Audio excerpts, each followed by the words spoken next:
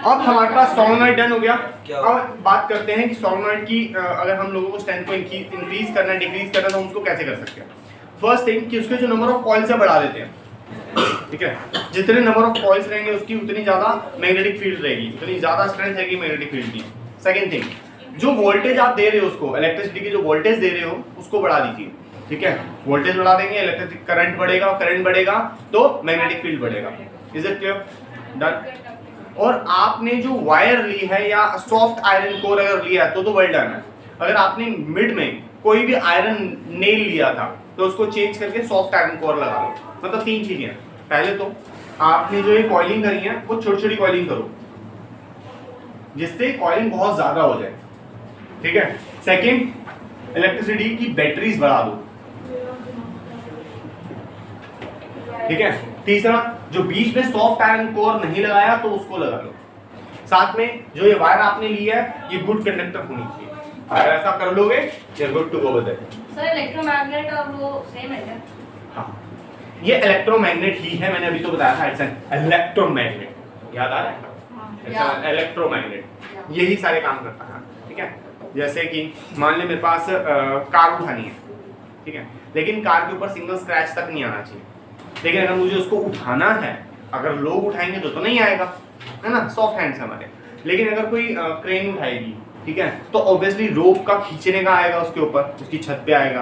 अगर नीचे से उठाएगी तो उसकी चेसी में आएगा, हाइड्रोलिक कोई भी उठाएगा, कोई ना कोई बेंडिंग डेंट तो आएगा ही। लेकिन हम लोगों ने अब क्या किया, इलेक्ट्रोमैग्नेट लिया, ठीक है, और इलेक्ट्रोमैग्नेट क्या ऐसे बना लिया, ऐसा इलेक्ट्रोमैग्नेट। इसके ऊपर एक बहुत पतली सी लेयर लगा दी, ठीक है, लेट्स से 6 इंच लेयर लगा दी मैट्रेस की, ठीक है।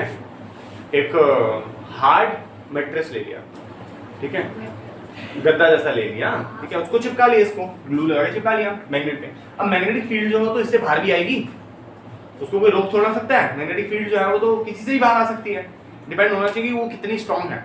जब इससे बाहर आएगी तो वो कार को स्टक करवा लेगी अपने ऊपर, और कार के ऊपर स्क्रैच आएंगे। कार बहुत इजीली ऐसे पकड़ के ऐसे हम रख सकेंगे, ठीक है। एज अ क्रेन यूज हम कर सकते हैं इसको, इलेक्ट्रोमैग्नेट को, ठीक है। ऐसे डंपिंग यार्ड्स जो होते हैं, डंपिंग यार्ड्स है, और वहाँ पे छोटा मोटा बहुत सारा आयरन होता है, कोबाल्ट होता है, निकल होता है, बहुत सारी ऐसी चीजें होती है जो मेटल को अलग करने के लिए, लेकिन वही मेटल अलग हो पाएंगे इसमें जो अट्रैक्ट करते हैं मैग्नेट को। तो क्या करना है, सिंपली हम लोग को बहुत बड़ा इलेक्ट्रोमैग्नेट लेके जाना, उसके आसपास ऐसे ऐसे करते रहना और इजी सिंपल अलग हो जाए, ठीक है। हम कभी किसी रिवर साइड में जाते हैं तो देखते हैं ना, वो छोटे छोटे बच्चे ऐसे एक धागा से लेके चल रहे होते हैं, कुछ नहीं कर रहे होते, बस सिंपली चल रहे होते हैं। और ऐसा क्यों चल रहे हैं, उनके नीचे इतनी बड़ी मैग्नेट होती है, और जो हम लोग कॉइन्स फेंकते हैं वो उसको अट्रैक्ट करवा के ले जाते हैं, ठीक है। हमें समझ नहीं आता कर क्या रहे हैं, लेकिन जब अपने मैग्नेट निकालता है ना, ओह माय गॉड, पैसा ही पैसा होगा। 2 करोड़ रुपए कमा रहा हूँ घर के दिन के, ऐसे ये कर रहा है, हमसे अमीर वही है, एक एक का कॉइन है वो, ठीक है। तो जो भी मतलब उसका काम हो गया, तो उसने भी तो थोड़ा सा दिमाग लगाया ना, तो ये हम लोग यूज कर सकते हैं। इलेक्ट्रोमैग्नेट नहीं यूज करता वो बच्चा, परमानेंट मैग्नेट यूज करता है, ठीक है। और हम लोग कौन सा यूज करेंगे, इलेक्ट्रोमैग्नेट, क्योंकि इलेक्ट्रोमैग्नेट ना स्ट्रॉन्ग है। एक कार को उठाना है विच इज अप्रोक्सीमेटली 2000 kg, और 2000 किलो को एक तो उठाना है, अट्रैक्ट करवाना है, और उसके बाद उसको छुड़वाना भी है। परमानेंट मैग्नेट ने पकड़ लिया तो हम छुड़वाएंगे कैसे उसको, समझ गया।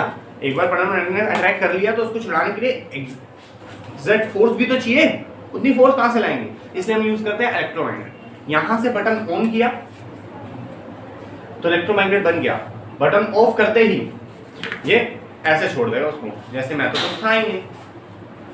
बटन ऑन करते वापस ऊपर, ऑफ करते छोड़ देते, वापस ऊपर, ऑन करते छोड़ देते। इसीलिए हम लोग इलेक्ट्रोमैग्नेट यूज करते हैं। हाँ, और अगर हमने परमानेंट मैग्नेट यूज कर लिया तो इसके ऊपर 5 बंदे चढ़े हुए धक्का मार रहे नीचे, तो फिर क्या फायदा हुआ, फिर भी नहीं आएगा, ठीक है। तो फिर कोई फायदा नहीं हुआ ना हमारा। और अगर हमने स्ट्रॉन्ग नहीं ली मैग्नेट तो क्या करेंगे, बीच में छोड़ देगा, क्या पता कार बीच में गिर गई तो दोनों बहुत प्रॉब्लम है। इसलिए हम लोग क्या लेते हैं, इलेक्ट्रोमैग्नेट, वो ऐसी सी ही बनती है, ठीक है। अब हम बात करेंगे थोड़ा सा वो चूहे बिल्ली का एक खेल बड़ा मजा आया, क्या नाम था, हाँ, टॉम एंड जेरी शो। अब उसमें हमने देखा था वो ऐसा हॉर्सशू मैग्नेट यूज करते हैं। हॉर्सशू मैग्नेट भी इलेक्ट्रोमैग्नेट बनाया जा सकता है, ठीक है। उसमें हम लोग कॉइलिंग ऐसे स्ट्रेट कर रहे थे, यहाँ पे कॉइलिंग ऐसे, लखमीर सिंह निकालो, उसने दिया हुआ है एक साइड नॉर्थ एक साइड साउथ। अब ये ज्यादा स्ट्रॉन्ग क्यों है इसको समझते हैं। देख, जो मैग्नेटिक फील्ड की जो अट्रैक्शन है सबसे ज्यादा वो कहाँ है? पोल्स पे, ठीक है। अब यहाँ पे एक पोल यहाँ है और एक पोल यहाँ है, तो आधी चीजें इधर की खींचेगा, आधी चीजें इधर से खींचेगा। बट हम लोग जब ये हॉर्सशू मैग्नेट यूज करते हैं तो ये सारी चीजें कहाँ की खींचेगा? सामने की। सारा फोर्स कहाँ लगेगा? इसका सामने। आई बात समझ? इसलिए हम लोग कौन सा मैग्नेट यूज करते हैं? Horseshoe magnet. हाँ, आगे तरफ होती है, जिससे हम लोग हाँ, ये बार मैग्नेट है जिसमें आसपास है। और जो हॉर्सशू मैग्नेट है वो आपको पेज नंबर में मिल जाएगी 80, लखमीर सिंह पेज नंबर 80, ठीक है। इलेक्ट्रोमैग्नेट है लेकिन हॉर्सशू शेप में, इससे स्ट्रेंथ जो होती है बहुत हाई हो जाती है। अच्छा एक बात बता, मेरे को रेलवे ट्रैक के ऊपर एक ट्रेन चलानी है with the speed of 400 kilometre per hour. चल थोड़ा कम करते हैं, 350 किलोमीटर पर आवर। नहीं करवा पाएंगे। क्यों नहीं करवा पाएंगे? रीजन समझ। देख, उसके ऊपर जो टायर्स हैं स्टील के हैं, नीचे जो पटरी है वो भी स्टील की है। तो इतनी स्पीड से ये दोनों घूमेंगे तो हाई अमाउंट में हीट जनरेट करेंगे। इतनी हीट जनरेट करेंगे, अगर कोई चीज हमने रख दी तो सीधा गायब हो जाएगी, इतनी जल जाएगी, खत्म हो जाएगी, ठीक है। वंदे भारत तो बेटा कितनी स्पीड जा रही है? 150। तो वो भी नहीं जाती, 100 भी जाती है बेटा एवरेज बता रहा है वो 100 की। वंदे भारत से पहले भी हम लोग बहुत सारी ट्रेन में बैठे हैं जिसकी स्पीड 100 से ऊपर थी, ठीक है, लेकिन एवरेज 100 नहीं थी। एवरेज समझता है कि मतलब वो कभी 150 जा रही है, कभी 170 जा रही है, कभी 120 जा रही है, कभी 110 जा रही है, कभी 80 जा रही है, कभी 60 जा रही है। तो ऑन एन एवरेज उसकी 100 आ रही है। जिस ट्रेन से हम पहले बैठते थे वो 300 किलोमीटर 5 आवर्स में पहुंचा रही है। मतलब उसकी एवरेज स्पीड 100 नहीं है, उसकी एवरेज स्पीड 60 ही है, जबकि वो एक समय के लिए टच करती तो है 100। रुक जाती है बाद में। स्पीड स्लो करना पड़ता है उसको। जब मैं गया था मैंने 600 किलोमीटर करती थी एवरेज। अब वो जो चल रही थी 600 किलोमीटर पर स्पीड पे, उसके नीचे भी ट्रैक था, लेकिन वो जो ट्रैक था वो इलेक्ट्रोमैग्नेट था। कैसा था? इलेक्ट्रोमैग्नेट। मतलब वो ट्रेन कभी ट्रैक से जुड़ी ही नहीं, वो हवा में थी, ठीक है। अगर जुड़ेगी तो फ्रिक्शन आएगा, फ्रिक्शन से हीट होगी। ऐसा हो सकता है कि वो अनशेपन हो जाए, शेप जो है उसकी बदल जाए, ट्रैक की, टायर्स की गल जाए, टूट जाए, कुछ भी हो सकता है। तो उसको रखते हैं हम हवा में। तो हवा में रखने के लिए क्या यूज करेंगे? इलेक्ट्रोमैग्नेट। क्या यूज करेंगे? इलेक्ट्रोमैग्नेट। तो जितनी भी स्पीड में जाने जाए, ठीक है। जब रोकनी होगी धीरे धीरे धीरे धीरे इलेक्ट्रोमैग्नेट कम करेंगे, इसके कांटेक्ट में आएंगे, ब्रेक मारेंगे, रोक देंगे। आई बात समझ? डन। तो जब भी हमें अगर बुलेट ट्रेन बनानी है इन फ्यूचर तो हम लोगों को इलेक्ट्रोमैग्नेट यूज करना पड़ेगा, और वो भी strong electromagnet. Is it clear? Done. आगे चले। अच्छा, ये तो हो गया।